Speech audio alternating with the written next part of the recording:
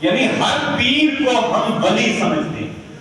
حالانکہ ولایت ایک الگ معاملہ ہے، اور پیری مریدی کے لیے ولی ہونا ضروری نہیں ہے،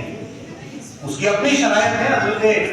فاضل بریلوی امام احمد رضا خان اعلیٰ حضرت رضی اللہ تعالیٰ نے اس کی تفصیلات بیان فرمائی ہیں، اور باقی علماء نے جس کو لکھا ہے، وہ جو شرائط ہیں، 4 شرطیں، وہ سب علماء اکثر بیان کرتے رہتے ہیں۔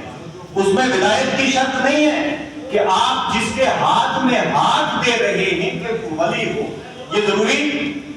نہیں ہے۔ اور ہم یہ سمجھے ہوئے ہیں کہ ہم نے جس پیر کے ہاتھ میں ہاتھ دیا ہے، یا کوئی نسبت والا پیر ہے، خود تو وہ پیری کے لائق نہیں، اس کے اندر وہ شرائط نہیں، وہ اتنا عالم نہیں کہ شریعت کے مسائل کو کتب سے نکال کر خود سمجھے، ان پہ عمل کرے، دوسرے اپنے مریدوں کو سمجھا سکے، خود وہ باشرہ نہیں، خود اس کا سلسلہ ہی نہیں، نہ وہ وہاں تک پہنچتا ہے، وہ منقطع ہے، متصل ہے ہی نہیں، خود اس کا عقیدہ درست نہیں۔ یہ 4 شرائط ہیں۔ ایک پیر کامل کے لیے شریعت کا عالم ہونا ضروری ہے، ایک پیر کامل کے لیے عالم ہونے سے پہلے صحیح العقیدہ ہونا ضروری ہے، اس کے بعد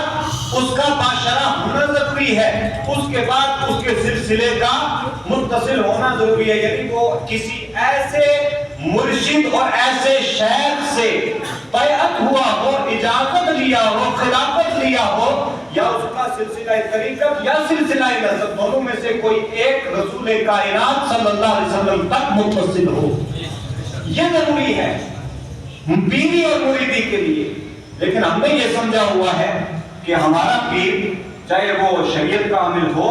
یا نہ ہو، ہم اس کو ولی سمجھتے ہیں۔ ہمارا پیر دین کے مسائل کو جانتا ہے یا نہیں جانتا ہے، ہم اس کو ولی سمجھتے ہیں۔ ہمارے پیر کا عقیدہ درست ہے یا نہیں ہے، ہم اس کو ولی سمجھتے ہیں۔ یعنی آج کل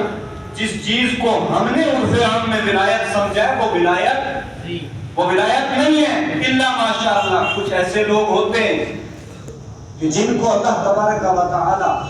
پیدائشی طور پر یہ چیز عطا فرماتا ہے۔ اسی لیے علماء نے فرمایا کہ ایک ولایت کسبی ہے اور ایک تشریعی ہے، یہ دونوں الگ الگ ہیں۔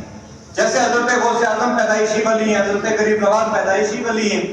اور کچھ لوگ ایسے ہوتے ہیں کہ جن کو مجنون، پاگل، دیوانہ یا اس طرح کا سمجھتے ہیں، نہ وہ شریعت کی پاسداری کرتے ہیں، نہ وہ عالم ہوتے ہیں، نہ وہ باشرہ ہوتے ہیں۔ لیکن اللہ تبارک و تعالیٰ ایسے لوگوں کو نواز دیتا ہے، لیکن یہ ولایت کا سب سے ادنا مقام ہے۔